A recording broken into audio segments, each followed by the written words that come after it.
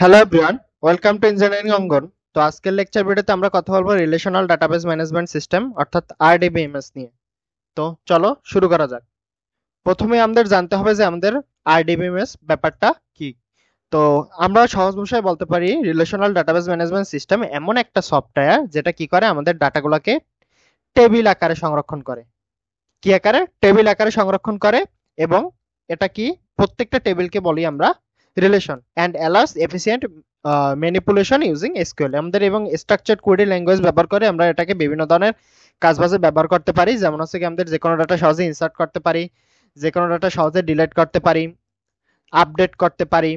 তারপর যে কোনো আমাদের প্রয়োজনীয় যতটুকু ডাটা আমাদের প্রয়োজন অতটুকু ডাটাই আমরা কি করতে পারি, সার্চ করতে পারি বা কোয়েরি চালিয়ে আমরা ওটাকে খুঁজে বের করতে পারি। তো আমাদের এখানে একটা টেবিল আছে। তো ধরো এই টেবিলটা হচ্ছে কি স্টুডেন্ট ডাটাবেসের একটা টেবিল, স্টুডেন্ট এসটি ডাটাবেস। ধরো আমাদের ডাটাবেসটার নাম হচ্ছে যে স্টুডেন্ট ডাটাবেস। তো স্টুডেন্ট ডাটাবেসের একটা টেবিল হচ্ছে কি আমাদের এই স্টুডেন্ট টেবিল। তো স্টুডেন্ট টেবিলের নামে যে থাকবে সেখানে দেখা যাইতেছে, আমরা এখানে দেখতে পাইতেছি কিছু রোল, নাম, ডিপার্টমেন্ট, জিপিএ, এগুলো প্রত্যেকটা হচ্ছে কি আমাদের কলাম, অর্থাৎ এই একটা কলাম, এই একটা কলাম, এই একটা কলাম, এই একটা কলাম।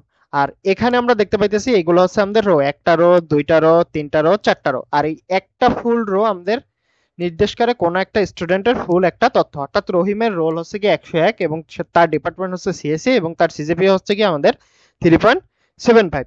অর্থাৎ আমাদের রিলেশনাল ডাটাবেস ম্যানেজমেন্ট সিস্টেমের শক্তি বলতে পারো যে ওর টেবিলে যে কোনো ডাটাকে সহজে টেবিলে সংরক্ষণ করতে পারে, যাতে কি হয় আমরা সহজে ব্যবহার করতে পারি এবং দেখলেই আমরা বুঝতে পারি যে এটা কি সম্পর্কিত বা কিভাবে আমরা খুঁজে বের করতে পারি। এটা স্ট্রাকচার্ড কোয়েরি ল্যাঙ্গুয়েজ চালাই আমরা সহজে পাওয়া যায়। তো এর জন্য বলতে পারো এটা রিলেশনাল ডাটাবেস ম্যানেজমেন্টের একটা শক্তি যে আমরা এটাকে টেবিল আকারে সংরক্ষণ করে ডাটাটা। তো এর পাশে আমাদের কে features of relational database management system অর্থাৎ আরডিবিএমএস এর আমাদের যে কিছু ফিচার আছে। প্রথম হচ্ছে ডাটা স্টোরড ইন টেবিলস।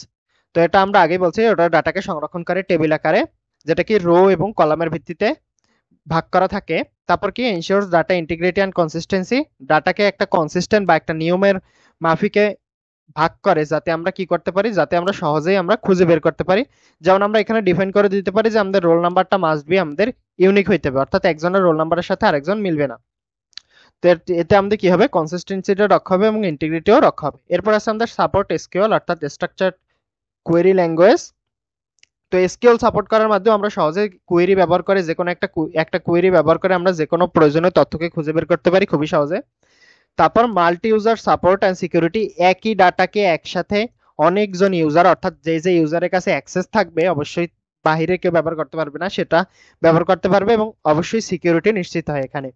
তারপর বলছে প্রোভাইডস অ্যাসিড প্রপার্টি। এখন অ্যাসিড প্রপার্টি নিয়ে আমাদের ফুল একটা ডেডিকেটেড ভিডিও আসবে, তো ভয় পাওয়ার কিছু নাই। তারপর আমি হালকা পাতা বলে দেই। প্রথমে অ্যাসিড প্রপার্টির এ হচ্ছে অ্যাটমিসিটি। অ্যাটমিসিটি হচ্ছে গিয়ে পুরো একটা ট্রানজাকশন কমপ্লিট করবে, হয় ফুল একটা কাজ হবে, নাইলে ওই কাজটা হবেই না, অর্ধেক কোনো কাজ হবে না, অর্থাৎ ফুল হবে নাইলে, আর নাইলে নাথিং। তারপর আছে কনসিস্টেন্সি। কনসিস্টেন্সি অর্থ দিয়ে ডেটা সবসময় একটা নিয়ম মাইনা থাকবে। তারপর আছে আমাদের আইসোলেশন। আইসোলেশন হচ্ছে একাধিক ইউজার একসাথে ডাটা ব্যবহার করতে পারবে কিন্তু এতে ডাটা কোনোভাবেই নষ্ট হবে না। এটা হচ্ছে ডিউরেবিলিটি। আমাদের এখানে যদি ক্র্যাশ করে আমাদের সিস্টেম তাও আমাদের সমস্যা নেই, আমাদের ডাটাটা চলে যাবে না, অর্থাৎ ব্যাকআপ দেওয়া যাবে। তো এই ছিল মূলত আমাদের আহ যে ফিচার গুলো ছিল সেগুলা। এখন আমরা পড়বো এটার কিছু অ্যাডভান্টেজ সম্পর্কে। তো advantage of relational database management system, প্রথম আছে সিম্পল টু ইউজ। এটাকে আমরা খুব সহজে ব্যবহার করতে পারি, অর্থাৎ টেবিল আকারে আমরা দেখলেই যে কোনো কিছু দেখা যায় বা আমরা যে কোনো কিছু এক্সেল শিটের মতো ব্যবহার করতে পারি।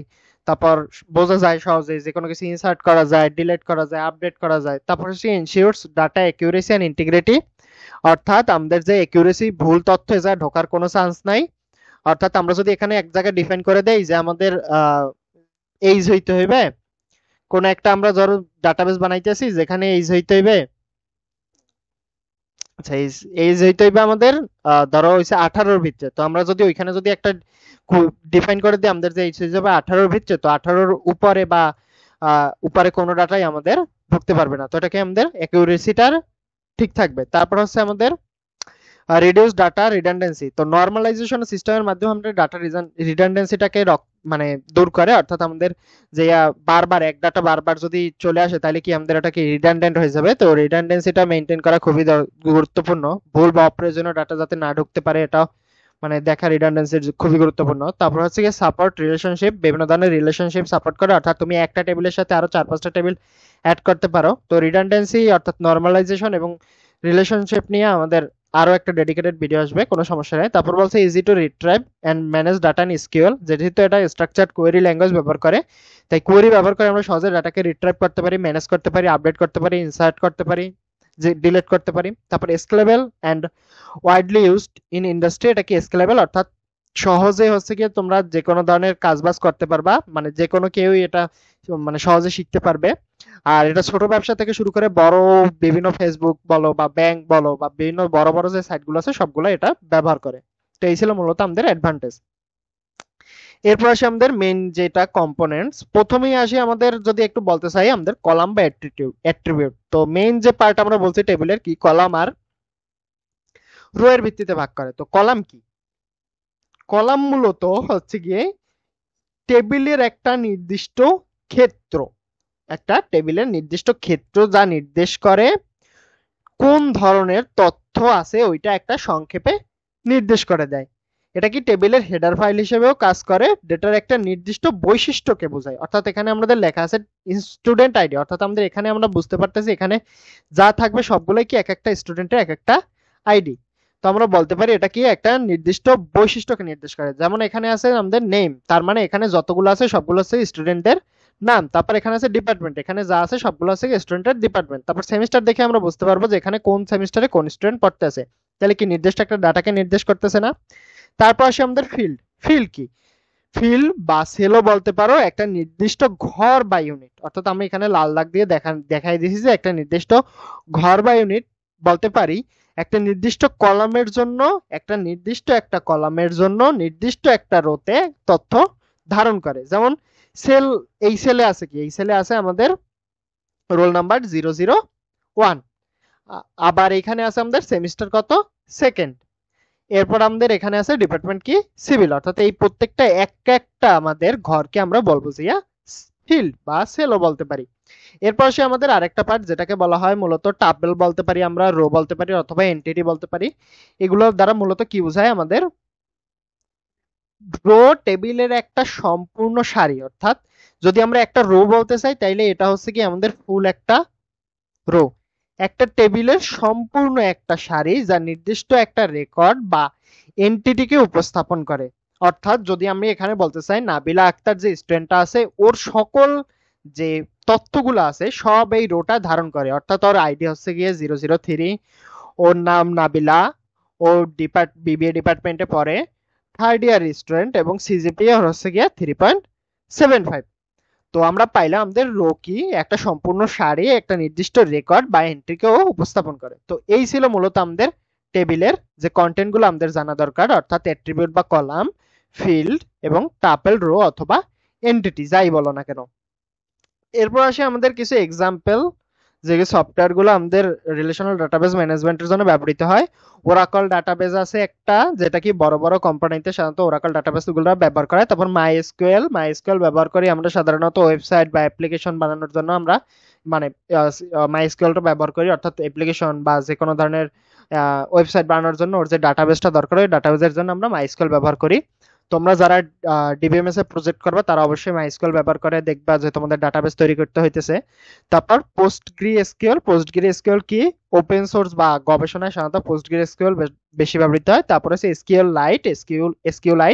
তো এসকিউএলাইট হচ্ছে মোবাইল অ্যাপ বা ডেস্কটপে সফটওয়্যারে ব্যবহার করা হয়। তারপর আরেকটা আছে আমাদের মাইক্রোসফট এসকিউএল সার্ভার, এটা কি ইন্ডাস্ট্রি বা যে আমাদের কর্পোরেট যে ব্যাপার স্যাপারগুলো ওইখানে বেশি ব্যবহার করা হয়। তো এই ছিল মূলত আমাদের আজকের রিলেশনাল ডাটাবেস ম্যানেজমেন্ট সিস্টেমের ভিডিও।